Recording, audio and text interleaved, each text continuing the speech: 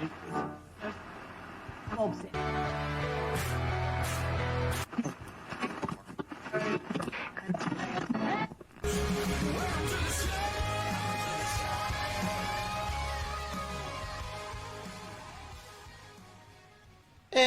it is, what is today? Wednesday morning? Wednesday, all day. And we got a special main event coming at you this morning. We are obviously doing our review. We did the preview.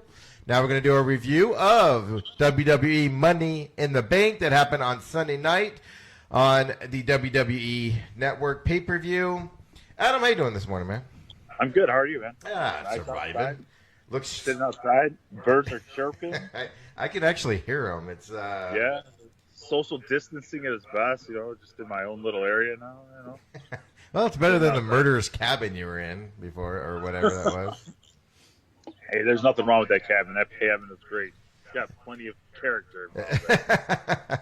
Yeah, including a lot of lost souls over time, so... Definitely. All right, well, let's get into it, man. Let's not waste time. It was a good show on Sunday night. There were two matches that, the pre-matches, they called them, that were announced after we did our preview on Saturday. I don't know if you got to see the Hardy and Cesaro one. I did not watch that one because I did not watch the preview. But, of course, it's setting up Jeff Hardy. We talked about that on the preview. Jeff Hardy's been coming back onto SmackDown. He had a big issue with Sheamus, beat Sheamus, and he had to wrestle, obviously, Cesaro, the other ex-member of the Bar. Did you get a chance to watch that match at all? Yeah, it was a really good match. Jeff Hardy was looking in great shape. Came out on WWE The Bump the other day saying that he's actually clean for the first time in 15 years. All the druggies and alcoholics say that, Adam. I'm just saying, he's never came out and said he was clean before. So, it was good to see Jeff in the ring. And, I figure he's got to probably have 9 months left on his contract because they threw all the injury time back on. Yep. And he's going to finish out his sentence in WWE before taking his talents to AEW is what's going to end up happening, right? Well, I don't know. If they're going to waste the time and bringing him back and... Cause they obviously have a storyline for him. If they're going to bring him back for all that stuff, I'm not too sure they're going to let him walk. He was the brother that they all wanted, right? So yeah, even back in the day, he was the brother that they wanted. So but it was good to see him back in the ring. It was a good kickoff show, good match for the kickoff show. Gotta love a pay-per-view that's 2.5 hours total. Yeah, really? You know what I mean? I was like, wow, this is good. It's 9:30. 10:30 gets over basically. I watched it. Of course, we said it on Saturday's show that you, of course, are in Tampa, Florida, right now, visiting the parents after a long hike, quarantine, I guess we could say, there. But I actually ended up rewatching it yesterday with Ethan because he didn't see it, and. Yeah, it's amazing how fast it was. It's very impressive that they do it this way. I'm enjoying the fast times. Yeah, it's much better. It's much easier to watch that than a 7-hour WrestleMania over one day. If you could keep Ethan's attention the whole time, WWE good at that point, right? Exactly, and that's one thing that this event. It's not. I've announced it numerous times. It's not my favorite event by any long shot. But I actually really enjoyed this through it all, and even rewatching it yesterday, I enjoyed rewatching it. So let's get into the matches that actually occurred that we were expecting to occur. Obviously, we'll talk about. Well, I figured we talk about him because I figured we could go in the order that they came out. I know. I'm just giving. Anytime I can talk R-Truth. I know. That's why I'm skipping him also, just so you know. But. I just figured we'd go through them because I actually like the layout that they actually did.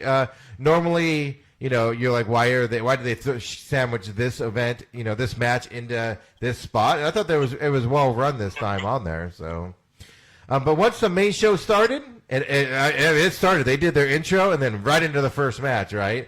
And it was the one that you were looking least forward to, the SmackDown Tag Team Championship, which of course had the New Day, the Miz and John Morrison, the Forgotten Sons, and the Lucha House Party. What were your reactions to this one? It was kind of what I thought it was going to be, but it was faster than I thought it was going to be, which I was thankful for. I thought this match was going to be one of those matches that just dragged on and on and on, but it didn't, which was good for me. I like what they're doing with the Forgotten Sons. They're slow building them up. I do think that they'll be the next SmackDown Tag Team Champions within the next couple months, but it wasn't time to pull the trigger on that. And you were right when we were talking about it with the Miz and John Morrison. They don't really need the belts, and I don't necessarily know that that's a tag team that's going to be a tag team for for very long. Morrison's probably got a singles run in him, and they may not break up, but you can definitely see both of them going for it. And the Miz is Teflon. Just him in the ring, him with the mic is great to me. I know that he's not your favorite person in the world, but I love the Miz on the mic. And like I was saying before, the Lucha House Party had no business being in this four-way, so they did exactly what I thought they would do. Nothing. I will say though, I will give, because I'm not a Lucha House Party fan at all. I will say that they were entertaining in this match, and partly because they didn't have to carry the match, right? They just had to go in there. They were in the ring the most out of everybody, it seemed like. But their rope work is so spectacular compared to everybody else's in the WWE that I thought it really showed in this match, because they didn't have to highlight it. They didn't have to carry it at any point. They were just could be in the background, and I thought they shined in that background with their rope work when they were able to do it in there. So I'll give them props. As much as I can't stand them, and every time they come on, that's the bathroom break match for me. I actually enjoyed what they did in the ring. Now, you're right on John Morrison and The Miz. They definitely have singles matches ahead of them, but they are a good tag team duo as kind of like the bad guys kind of on that thing. But you're absolutely right on the Forgotten Sons, man. They've been up in WWE for only, 3 weeks, a month now, and they are going to be superstars. You could see it. You can see it set up. Now, the only problem I have with that is WWE notoriously ruins their tag team matches because they don't specialize in it. And I hope they don't do that in this instance, because these guys are going to be fantastic in the ring. Yeah, they're going to be good, and they're believable. They're believable badasses, which I really enjoy out of it. I want a tag team I think should be dominant, and I want to see I like that spectacle of it. And, the New Day, the act gets a little old, but they carry the ball well. When you're sitting there with New Day rocks, and you get Big E doing his little swerves and stuff right. like that. So and that was the thing. You really can't doubt the success of something that should have. I mean, the WWE and stuff. They moved in that direction a little bit, but New Day's entertaining, but they do that stick that. The characters get old. They get old because they've had no competition. The competition has been, singles guys put together. It's almost been manufactured. So the Forgotten Sons coming up, and if they can get one more group like that, put Otis back in Heavy Machinery and get them back out there again, kind of thing. And you have 3, possibly 4 tag team guys on this. WWE can have something special with these guys, no doubt about it. So. You have that Viking, whatever they're called. The Viking Raiders. Where have they been? The Viking Raiders, they're believable if they would stop screwing with them so much. So right. There's definitely some potential going on in the WWE where they called up some some fractions, and in NXT you still have. Why am I drawing a blank on what they're calling themselves? But I'm forgetting it too, but I know you're talking about, yeah. So there's definitely some possibilities of, tag teaming wrestling coming back, and I think that has to do with AEW's strong tag team style. That WWE wants to show that they're still, the king of the yard, right? The big dog. Yep, and I'm hoping. Minus the big dog. Yeah, because AEW's tag team level is way more spectacular than anything WWE puts on. So. On there. But, so New Day won this match. We both predicted and we both guessed that New Day was going to continue to keep their belt. And obviously there's a storyline. The thing that cracks me up about these matches on a final note here for me is it amazes me that that the champion always agrees to this, because they can lose the belt without even being in the ring, right? Right. Why would you do that? Why would you volunteer for that? Right, exactly. Hey, you don't have to be here to lose, but just so you know, if the other team lays down, you're done. And as much as I don't like the Miz because He's all talk. I think he's a better talker than he is a wrestler, for instance. But in these situations, he is really good. And then whether he's with John Morrison or Lundgren or any of those guys, he really shines in those situations. And so that's why he was really good in this match also going forward. So I give props to guys that I don't generally like. See, I'm nice. Yeah, you're in a good mood this early. I was going to say, it's early. Nothing bad has happened yet. Right, nothing bad has happened yet. It's early. I can be positive. Give me till 10. Then I'll let you know. Right, and then, Adam, next up, your boy, the other unannounced match that we didn't preview because they didn't announce it until right before. R-Truth goes in, and he's supposed to go up against MVP. Yep, he's lucky they did announce this. We'd still be previewing it, even though it would be over. Because you would still be talking so much about it. MVP shows up, MVP goes into the ring, decides he wants a day off, calls Bobby Lashley into the ring to face R-Truth. And the only reason this worked for me was because R-Truth is a pretty funny guy. Well, right. R-Truth is entertaining. He's not, not the greatest wrestler or anything like that, but he does, he takes their funny stuff and he does well with it. He's a great comedy act. And what you do is, maybe they're finally getting behind Lashley now. They've gotten him away from his creepy stories, and now he's just going to be a total ass kicker now.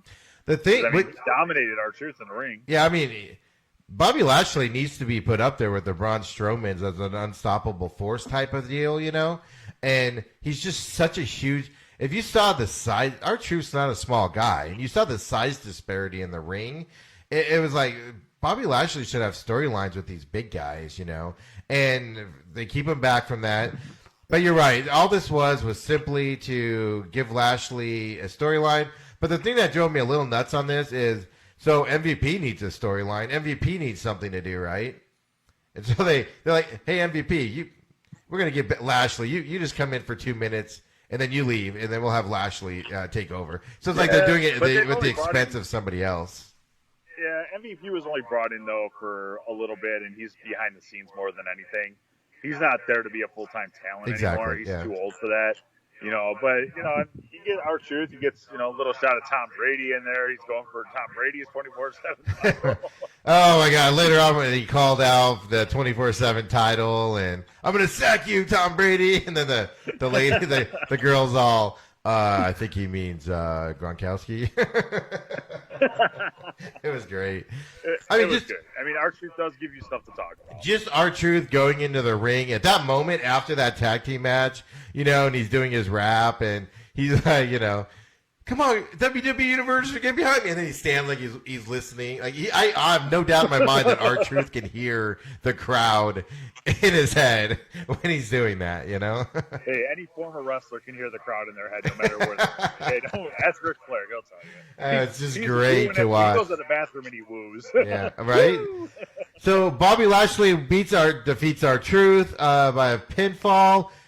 Like I said, it was only entertaining in my opinion just because R-Truth is a funny guy. When he's given the opportunity to shine like that, he was given the opportunity.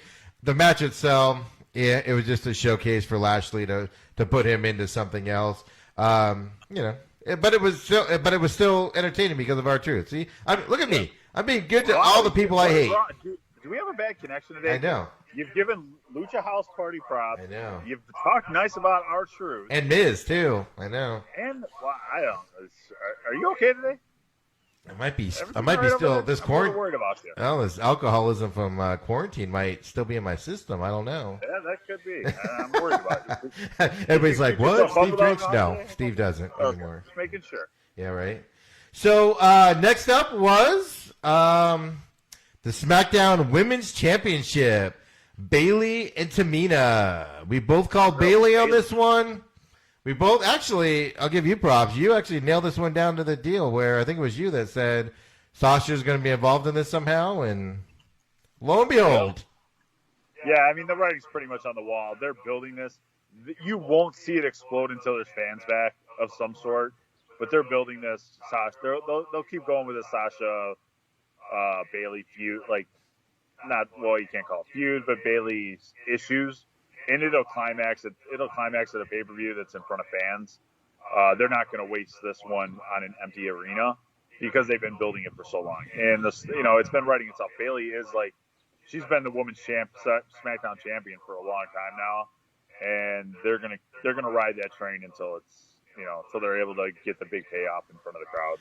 Absolutely, and that's my issue with it. Is this has been going on for feels like 17 years now. And even the quarantine, yeah, it has. Yeah, right. So before the match, they do a pre-match interview behind the scenes, and Bayley yelled at the interviewer because Sasha lost to Tamina. That's how Tamina got in this match. And then does Bayley blame Sasha for losing this? And Bayley has to yell at her. You're like, I don't blame her for anything. And showing some discord, right? And then they go into the ring and Sasha has to interfere with the match, and Bayley gets the win, and then Sasha has to save Bayley from Tamina after the match when she's about to get body slammed, and they do it really well playing it back and forth, but it has been months, and it's like, okay, we all know where it's going, let's go. That's my opinion. Yeah, but they're not going to take you there anytime soon, Steve. Great. So Bayley did win that one, and good news for you, Adam, is unlike WrestleMania, you are now 2-0. Yes, for the people. So now we got Universal Championship was Braun Strowman versus Bray Wyatt. What do you think of this one? I liked it. I liked the little puppets showing up in there, and I liked a lot of the little stuff that they did. They're definitely building this towards a Fiend, the Fiend Strowman match. It's definitely going that way. Bray's like, "Don't make me do this," and different things like that. But, it was competitive. Never once thought that Bray was going to win by any stretch. The false finishes really weren't there because I had no faith in that they were going to do that.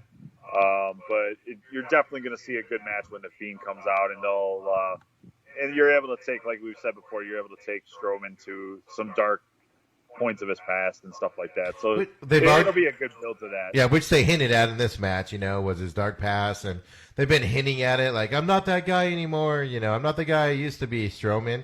So that's why this is so promising, because this is the first person against the Fiend that has a dark past and, can and will embrace it and go that route and kind of fight it. So it's an intriguing match. It's an intriguing matchup, and I thought it was a great setup for what I'm assuming is going to be the next match in SummerSlam. Or heck, maybe they'll run it out during SmackDown, or they're on SmackDown, right? Yeah, there's a SmackDown, and we have another pay-per-view coming up next month. I don't remember what it's called. Yeah, something last in the I don't know. Yeah, who cares? Yeah, 5 weeks from Sunday, by the way. So they promoted it so much. They're still a couple months off from SummerSlam, and they don't even know what they're doing there yet. I think they're kind of just holding everything at bay there. But I'm always impressed with Strowman in the ring. For a big man, that dude can move. He's quick. I'm just like, holy cow. Yeah, first of all, how much bigger he was than Bray Wyatt, right? And then second of all, he got a little too much sun because he was way sunburned, and it drove me a little nuts, man. Well, he's been in Florida. He's quarantined in Florida. So. It's like, oh my dear God, man, put some sunscreen on those shoulders, buddy. That's beat red there. But that's the thing. He's so tall. He's up next to the sun half the time as it is. Right, and Bray Wyatt's not a small guy by any stretch of the imagination. He might be a little shorter, but that's my favorite part on this. Right, is they said Strowman is, I don't remember his height, but it's like, say it's 6'6", and they said like 280. It's like there's no way that man weighs 280. He's not 280. No. There's no possible way. Maybe his two legs combined. Easy, right? So it's like there's no way somebody that big is that type of thing there.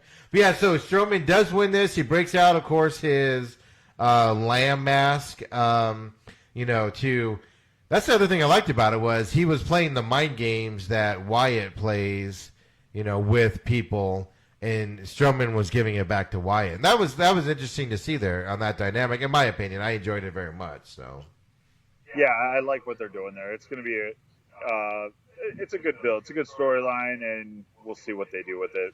Yeah. I still don't know if you give Bray back the title as the Fiend or anything, because I really don't like that. I don't like him holding the title, but we'll see what they end up doing. Well, that's why they ended up losing having him lose to Goldberg instead of winning was.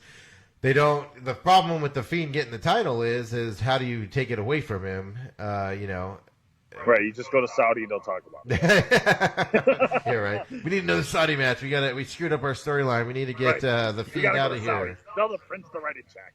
Right. So Strowman won that, and Adam, I just want to promote your record here. You're now 3-0. Feeling good. I think at this point in WrestleMania you were over. So. Yeah, listen. They don't talk about Saudi. I don't talk about WrestleMania. They don't, but I do. Well, you can, but I will not. Didn't happen. So next up, we had the WWE Championship.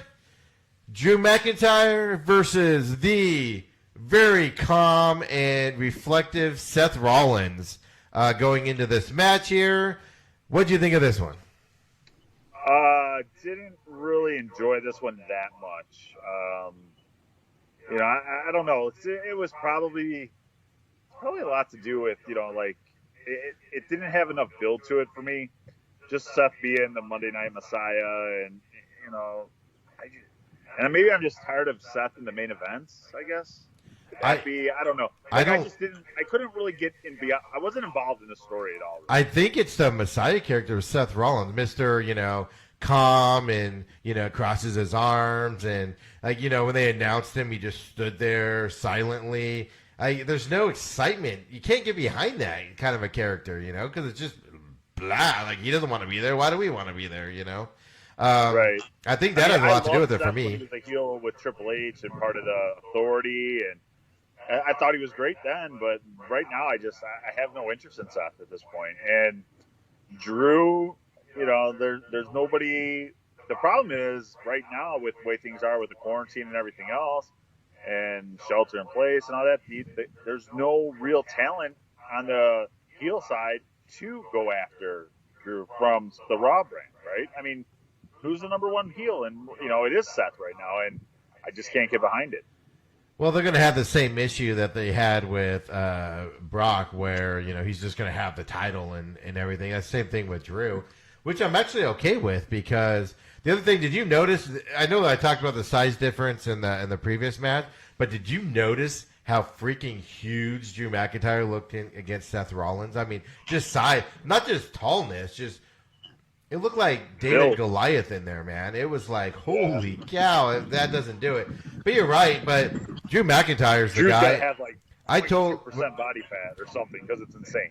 Yeah, we were doing some test shows end of last year for another opportunity that we were looking at, and I kept telling, I told you and another person that, man, Drew McIntyre is getting set up for this move, and you guys both poo-pooed it, and there's just something special about this guy. Now, that's the problem, is you only have, 3 or 4 guys that could go up against him and make it, I don't want to see any, Rey Mysterio and Brock type matches with Drew, because it's just putting him, that just means you've run out of guys to go up against him. So they need to figure this out on there, but he's a beast, and he's gotten a lot better at wrestling. I mean, since he's had the title, but even leading up to it, he's just gotten better in his craft, and he's being rewarded for it right now. And I just love him as a character. And I agree. But like I said, the reason why this match kind of stunk for me was just I don't like this Seth Rollins calm Messiah character. It just drives me nuts. Nobody wants to be lulled to sleep while you're being introduced. Yeah, no, I agree with you. And that's probably what it is. And kind of just sitting here thinking about it, it's probably going to be Jinder Mahal is going to be Drew's next, because they're trying to rebuild him and rebrand him. So and I can believe it. I mean, Jinder Mahal is tall, he's built. I mean, he's similar in statute. So it just really depends on if you're able to do something on a storyline with it to gain my interest. To lead up to it, yeah. I mean, yeah, you could have, kind of like a Twin Towers type storyline. I know we don't use that phrase anymore, but just 2 giant beasts going at each other, and it could be a storyline for, if not a whole year, at least 6 to 8 months out of a year, with the rematches and stuff like that. So, but I did enjoy this match. Like I said, a little bit of a downfall on that, just because, the Seth Rollins character on that side. I will say that Seth Rollins sells those headbutts and everything that come so well. I mean, his hair was flying everywhere, and You know, it was good to see because Seth Rollins is a good wrestler. It's just his ring works Yeah. unquestionably great. The problem is, like I said, I just had I didn't care about the story, and they're not good enough to make me care about the match. yeah. I got you. You know, so that's my issue on that one. So of course McIntyre wins that, and of course you are now 4-0. I think it is right. That was 4 matches. Yeah. Four, he's one, so 2, 3, he's so 4. he's so excited. Everybody, he's Yes. so excited. Then we get to the, of course, main matches that come up here in this event. Normally, they're climbing ladders, you know, all the time. They're doing, you know, the towers, all that stuff. And WWE decided to make it one of these quote-unquote cinematic events where I like how they did it. They started the women's off. They introduced the women and the men at the same time, you know, cutting back and forth. And then they all began at the same time, and they cut back and forth. That was a great. I enjoyed this, but before we get into it, I enjoyed this immensely, the way they cut this. It kept my interest the whole time. I was annoyed by a couple things in there, but it has to do with my annoyance with certain characters on there. But what did you think? Let's start with the women's first. Or tell us what you thought overall of the event first, Adam. Overall, I liked it. I liked the comedy stuff that they threw in on it. A little bit too much comedy for me as far as a wrestling show. But, I mean, I liked the guest spots. I liked seeing Brother Love. I like Vince McMahon in it. Wasn't that great when Vince McMahon walks in and Daniel Bryan and I forget who he was with stop AJ. AJ, and they stop wrestling and then they fix the chairs. Sorry, chairs. You know, a little too much eating for Otis. I mean, a little too much stereotyping on that part. You know what? Did it really make sense to me though? Asuka's on the second floor already. Why is she jumping down to the first floor? I know. Get up to the roof, right? Yeah, that's the thing. What, if everyone's on the first floor and I'm on the second floor, I'm going up. Yeah, I'm the food. The Otis and the food fight. I didn't put that correlation together, but good point. The food fight. But the thing that drove me nuts was obviously when, gosh, who was it? When they were in the conference room and she got the Money in the Bank bag and Stephanie McMahon show. Obviously, Stephanie McMahon was filmed separate. Because she had a completely different wall color than what was in the room. Well, but I mean, at first they got me for a second. I'm like, what? I was shaking my head for a second, like, you're like, she got it already? Right. I'm like, what? It's not on the roof. And in my head, I'm like, that's not on the roof. And then I'm like, and then Stephanie goes, I'm like, okay, I feel better now. Thank you. Yeah. But I did not notice the paint. I wasn't paying that Well, I mean, it was a similar shade. The lighting was messed up, you know. The shadow was different. Just her, you know, the way she was talking, it wasn't happening in front of her. She was obviously pretending, you know, and the McMahons aren't known for their best acting ability in wrestling circles. And, you know, it's just like, oh, wow, like that was not, you know, she's like, oh, and Nia's drooling all over the carpet, you know. It's like, ah. Right. So, but yeah, so that was overall, but so... You know, they had a janitor in there, which, you know, I saw a couple people post, you know, why is the guy mopping a floor when the building's been shut down for 3 months? But my bigger concern is why is that guy mopping the floor knowing, like, did he not get the memo that Money in the Bank was that day, right? All right, well, the guy's got to work still. He's an essential employee, so let's let him mop the floor still. Floor still got to get mopped. Trident Towers, things got to get cleaned still. I mean, Vince is still coming in. No one's telling me Vince ain't coming into his office. I will Vince say, is not working from home. Vince is like, Corona's not getting me. Right. I did. It is amazing how when it first started on the women's side, going to the results now, that when Asaka, you know, was the way she entered the match, you know, where from above and jumped on everybody. And the way that she wasn't in there, and when she went and yelled at the janitor, and he couldn't understand a word. Welcome to our world, buddy. We can't understand what she says either, you know. And all of that, I was like, oh dear God, no, she's gonna win this thing. You know, I was just thinking that throughout the match, like, oh no, I know exactly how this is gonna go. And I got more and more. I was entertained by it, but I was like, oh, here's the storyline of WWE on her, you know. And they hit it. They were trying to hide it and stuff, but it's like, oh crap, here we go. So, what do you think? Well, it made a lot more sense to me on Monday night. That's what I will say. It made a lot more sense to me after Monday night. I think that there's probably, since we didn't know that, I mean, if you would have taken a look at everybody that was in it prior to Becky's announcement, you would have picked, if you knew Becky was walking away, I probably would have went a different direction with it, because she's able to hold the title, and the other ones were still relatively young and stuff like that. So I was like trying to figure that part out. Yeah, so, well, since you alluded to it, for everybody that hasn't heard, Becky Lynch is pregnant. So the man is having a baby. So she is obviously not going to be wrestling, which makes perfect sense on why Who Won the Ladies, Money in the Bank makes perfect sense now. But the thing is like, so when they got to the top, only it was Osaka, Lacey Evans, and Jax were the only ones that made it to the roof. The other ones were, quote unquote, taken out earlier in the match. So I liked how King Corbin showed up to try to knock. I didn't understand that at all. Like, you don't have to fight each other because you're both going for different briefcases, but okay. Yeah, we kind of thought there'd be a little bit of that. I think WWE is still testing their walk. But for me, it made a lot more sense on Monday. I was really kind of, what are they doing? Why did they do it this way? Still didn't make sense.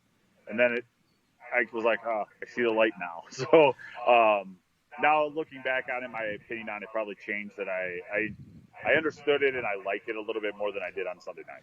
My issue was, and it stuck with me on Sunday, was that the men had a lot more exciting moments than the women did, right? So what were the women exciting moments? It was Osaka jumping off the banner at the top to start the match, right?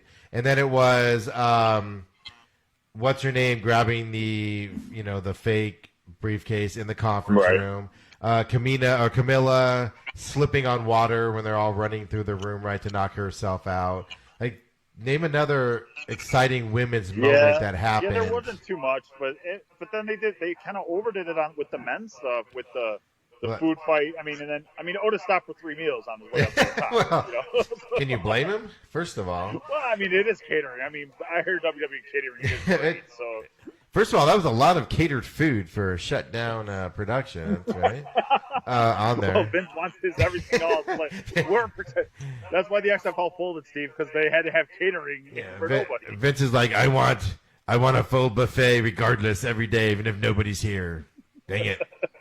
No, that's kind of my point, was that if you compare the two matches, although the women's was entertaining, if that would have been standalone, it would have been boring, right? Because there wasn't a lot of action going on throughout the whole thing for the most part. But intertwined with those little men thing, the AJ Styles Undertaker thing was brilliant in my mind. It was absolutely brilliant. He sees the poster, and then he ends up in the room where the casket is, and it was just absolutely brilliant. It tied back to obviously WrestleMania, and I was brilliantly inputted into that deal. But there's no moment like that for the women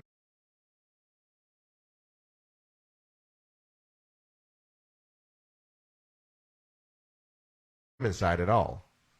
No, there wasn't. But there wasn't the backstories to do it, really, though. I mean, you didn't have Charlotte, you didn't have Becky, you didn't have Ronda. You didn't have the A-team wasn't in that match. No, I don't disagree. Yeah. You might just not pay attention to those stories, and the women's division's rough. They're come a long way. I love the matches, but they really got to get better with the storytelling. Yeah, I know. It goes back to my age-old thing about WWE is they just wasteful talents, like they don't know what to do with it, So, but yeah. So on the men's side, not only, I mean, Otis trapping AJ Styles underneath the bench press at the beginning was pretty funny, but how does AJ get out? You can clearly tell that he wasn't he was below the bench, right? Yeah. The bar. But I know, right? But then not only that, but so AJ can't get out from underneath there. Everybody leaves him, and then all of a sudden he gets out of it, right? The janitor helped him. Is that it? Oh, there was a lot of weight on that sucker, man. I don't know if a janitor. You got some big janitors if he's taking that up, right? You mentioned the food fight, which was pretty dumb in my opinion, but it was also, in the whole context of everything, it was fun, I thought. It's WWE, so I mean, you can't have food. There can't be food around without a food fight. Right. I think the whole Otis just yelling food fight. He could have just thrown the food. I didn't need the vocals on that one, I guess.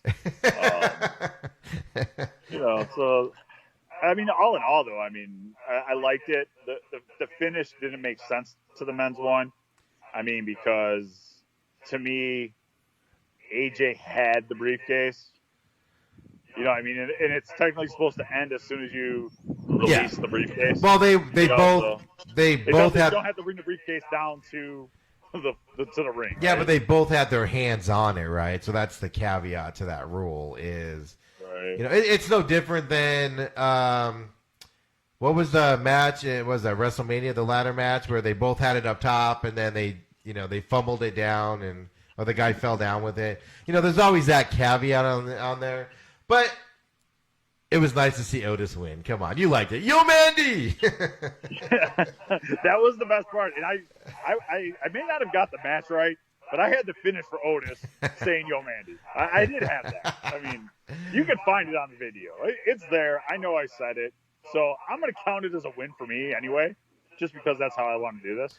The bigger thing is I'm still concerned, man. I haven't heard anything about Corbin throwing Rey Mysterio off the top of the building. Ray was on Raw last night. He was? He was there. Yeah, he was there. He congratulated Seth Rollins last night. Was he? Ray's alive. Don't worry, Ray's alive. So Ray's like a cat. He could fly. He could fall off a multi-story building on the roof and be alive. Yes, Ray's alive. Aleister Black, I did not know if I did not see him yesterday, but I'm not saying he wasn't on the show. Didn't really pay all that close attention to it yet. Gonna watch it later, but I don't remember an Aleister Black sighting. But I did call people going off the roof. I thought that would happen too. Yeah, I know. Yeah, that's obvious, but I'm happy. I'm happy with myself. My favorite part was, Rey Mysterio gets thrown off the roof, and he gets launched off the roof, right? Because he's such a tiny dude. And then Aleister Black goes off the roof, and he barely goes over the edge, Aleister Black's like, I don't even want to do this. I don't trust this thing. I don't know what's down here. Not really feeling this one at all. Ray could have overshot whatever safety rails they had there. Yeah, it was I was like, oh dear God, somebody check on them. Ray just got launched off of there. But no, overall, it was an exciting. It was if I may dare say it, it was one of the best. I'm really digging the way they're doing these formats. So obviously, you won't be able to continue it when you have an audience. But for Money in the Bank, this was a really good setup, and it got one guy that can't stand this event for the most part. And I was entertained the whole time. So much so that, like I said, I sat down. Normally, Did you have a nap at all? No, yesterday I watched the whole thing. It was brand new again. Yes. I'm definitely impressed with that. But yeah, all in all, I give it definitely a thumbs up for the Money in the Bank. I hope WWE continues. I guess why we're in this quarantine phase when they have no fans, they're able to do the 2.5 hour, 3 hour pay-per-views. I think once you put fans back in, they want to give the people their money's worth, I guess, probably more. Even though most of the WWE audience, 2.5, 3 hours is perfect. I just don't want them to go back to the 7 hour extravaganza. Yeah, well, I'm fine with 3 hour, man. That's most sporting events that you pay for, everything. So 3-4 hours top. Anything longer than that, man. I'm not saying that Royal Rumble isn't worth the 7 hour explosion, but there are times in the middle of it where you're like, all right, I'm gonna go make some popcorn and. Right. The big test will be SummerSlam. How long they go there. Because that's usually a 6-7 hour pay-per-view. They're going to have fans for that one, even if it's a few. Yeah. So it's in Boston. I don't know, man. Yeah, you know what? You're right. Yeah, that's supposed to be in Boston. They may switch. Florida may become the epicenter of wrestling pay-per-views. Just so you know. Give it to Tampa since you took WrestleMania away, right? I mean, you could do Tampa. Georgia's wide open. Arizona's wide open, right? I mean. It'll be one of those 3 states, right, that gets it? Well, I mean, more states. We're still talking 2 months out, so they probably only need 2-3 weeks. Start. They got a head start on the other ones. That's all I'm saying.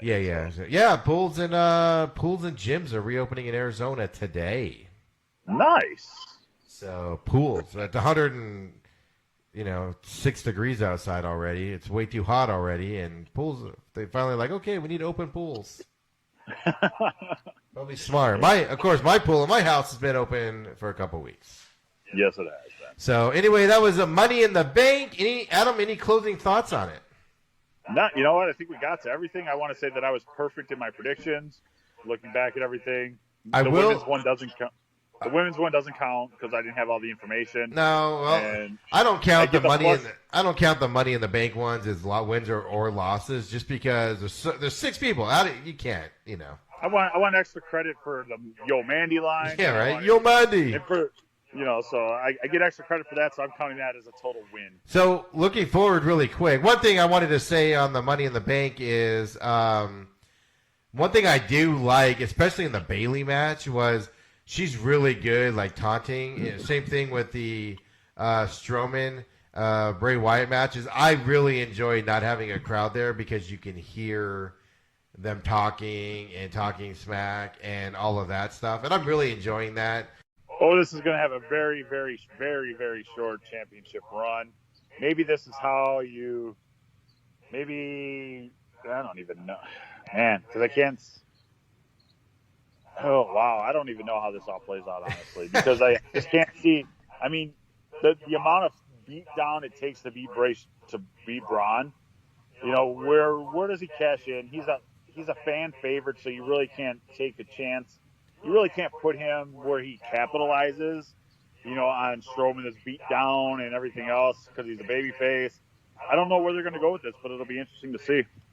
What if yeah, I mean, that's the thing, is you can set it up to where he's going to help somebody else, or do something. But I agree with you. I've been racking my brain. I purposely not read any predictions, what people are thinking. Haven't seen too many out there, but I'm kind of like you. I'm kind of stumped on where they're going to go on this one.